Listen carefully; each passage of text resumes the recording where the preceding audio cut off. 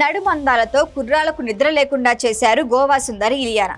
ఈ ముద్దుగుమ్మను దర్శకుడు వైవిఎస్ చౌదరి దేవదాస్ సినిమాతో తెలుగు వారికి పరిచయం చేశారు. తొలి సినిమాతోనే తన క్యూట్ లుక్స్ అందంతో మత్తెక్కిచ్చారు ఇల్లీబేబ్.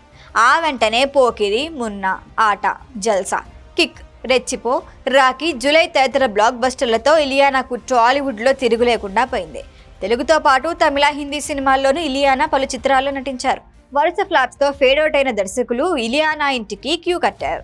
ఆ సమయంలో ₹1 కోటి పైగా పారితోషికం డిమాండ్ చేసి ఇండస్ట్రీలో కలకలం రేపారు ఇలియానా. అయితే ఈ కాలం ఎప్పుడూ ఒకేలా ఉండదన్నట్లు సక్సెస్ఫుల్ గా కొనసాగుతున్న ఆమె కెరియర్ ను వరుసగా ఫ్లాపులు దెబ్బకొట్టాయి.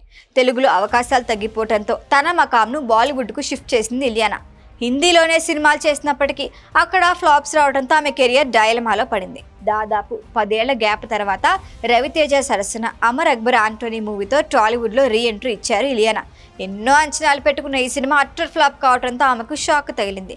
దీంతో తిరిగి బాలీవుడ్లోనే తన అదృష్టాన్ని పరీక్షించుకున్నారు. భారత పౌరసత్వం వదులుకున్న ఇలియానా సినిమాలతో పాటు ఎఫ్ఐఆర్లు, రిలేషన్స్తోనూ ఇలియానా వార్తల్లో నిలిచారు. తరువాత ఆస్ట్రేలియాకు చెందిన ఆండ్రూ నీబోన్ అనే ఫోటోగ్రాఫర్తో ప్రేమాయణం సాగించిన ఇలియానా 2019లో అతనికి బ్రేకప్ చెప్పింది. 2014 నాటికే భారతీయ పౌరసత్వాన్ని వదులుకున్న ఇలియానా పోర్చుగీస్ పౌరసత్వాన్ని తీసుకున్నారు.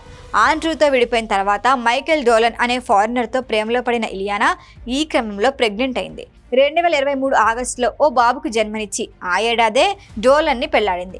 తమ బాబుకి కోవా ఫీనిక్స్ డోలన్ అనే పేరు కూడా పెట్టింది. ఆ తర్వాత కొద్ది రోజులకే ఇలియానా రెండోసారి గర్భం దాల్చింది. ఈ ఏడాది జూన్ 19 రెండోసారి పన్నంటి బిడ్డకు జన్మనిచ్చింది. ఈ చిన్నారికి కీను రాఫే డోలన్ అని పేరు పెట్టుకుంది. ఈ వీడియో కనుక మీకు నచ్చినట్టయితే లైక్ చేయండి, షేర్ చేయండి, సబ్స్క్రైబ్ చేయండి. అలాగే పక్కనే ఉన్న బెల్ ఐకాన్ని క్లిక్ చేయండి.